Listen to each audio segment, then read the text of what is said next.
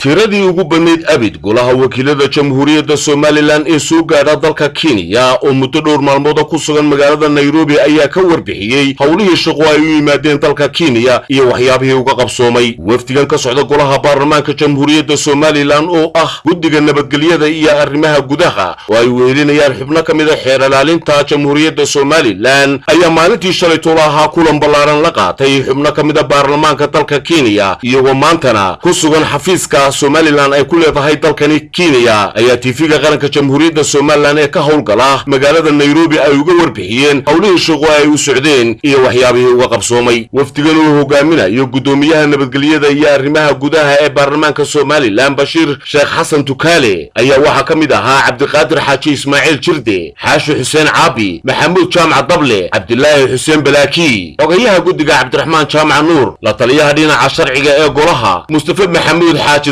iyo sidoo kale xubno ka socda xafiiska xeer ilaalinta jamhuuriyadda Somaliland oo iyagu kulanka ka hor ku laabtay magaalada Hargeysa waxa sidoo kale kulankani ku weelinayay wafdigaasi ballaaran ee ka socda baarlamaanka Somaliland safiirka Somaliland u fadhiya dalkani Kenya Cabdilaahi Cabdi Cali Dhakaar iyo sidoo kale gudoomiyaha jaaliyadda Somaliland ee dalka Kenya Siciid Dubad Cali wafdiga iyagoo ka warbixinaya hawlihii shaqo ay u yimaadeen dalka Kenya geesta kalena ku amaanay safiirka Somaliland u fadhiya dalkani Kenya xafiiskan ballaaran ee uu ka sameeyay dalka Kenya iyo hawlaha shaqo ee intii uu furnaa uu qabtay ayaa waxa warbixintoodii kamida sida tan waa afar bilood oo xafiiska intuu shaqeynay markaa si fiican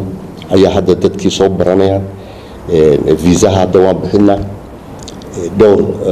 dibitaati oo baarlamaanka Kenya ilaa 10na wana soo boqdeen buugga iyaga wada aragteen gudoomiyaha xisbiga kulmiye waa noo yimi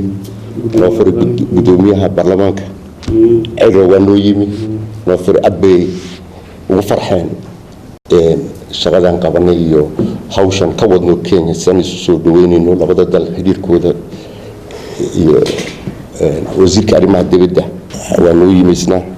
aad uu farxay isaga officially xafiiska noo furay si rasmi ah isaga noogu furay xafiiska dalkii waxa laga gaarsiisaa midnimada ummaddu waxay ku xiran tahay wada shaqaynta xukuumadda iyo dawladda meesha jirta baarlamaankeeda guurtideeda iyo executive-keeda marka la arko idinkoo kala qaybsano haddii qarannimadiiba xitaa ay wax soo gaaro dadkii shacabkii way kala qaybsamayaan dadna waxa la qaban karaa tamartii way yaraanaysa halkan aan joogno maanta waxa weeyaan waan soo booqanay safaaradda Somaliland ee magaalada Nairobi dalka Kenya ku taala oo runtii aan soo eegaysnay waxaanu aragnay maanta safaarad shaqaynaysa oo jirta oo yani kamida safaaradaha ugu waaweyn ee ku yaala maxaan ku dhahday magaalada Nairobi hawshaasina runtii safiirka iyo safiirka xigeenka oo dadaal badan muujiyay waxay kareeyeen ma guridaan ku qiyaasnay ma 10 qolba ma yani guriga ugu waaweyn oo runtii wax lagu farxaa waxaana leeyahay hadiga goor hogaagu uu kula bariya tagaa weelka tolato umba caalamkuna de kugu soo joogsanaya oo wuxuu kugu ridaya marka runtii meel cid waliba ku soo hiran karto ayaa maanta ma sha Allah Nairobi noogu taala anagu halkan waxaan u nimid ka baarlamaan ahaan hawl ku saabsan shuruucda dalka oo aanu iska kaashanayno Kenya iyo wadamada kale aanu jaarka nahayba shuruuc badan oo inaga dhaxayso waxyaabo badan oo inaga dhaxeeya baan u nimi saddex cishaanu halkan ku jirnay shir la qaadanay isla eegnay kulay waxyaabo fara badan baa ayaa hawshan u soconay taa shuruucday ahayd waxaanu la kulanay UNDP waxaanu la kulanay UNDS waxaanu wada joognay oo nagala qibmaha shirarkan jirnay safaaradda Ingiriiska oo nagula jirtay shirka runtii macluumaadkii aanu haynay kuwii hayeen waanu isdhaafsanay wax badan oo aanu isla qabanay oo isla garanay baa jiro oo qaadanay Cabdilaahi Cabdi Cali TV-ga qaranka jamhuuriyadda Somaliland magaalada Nairobi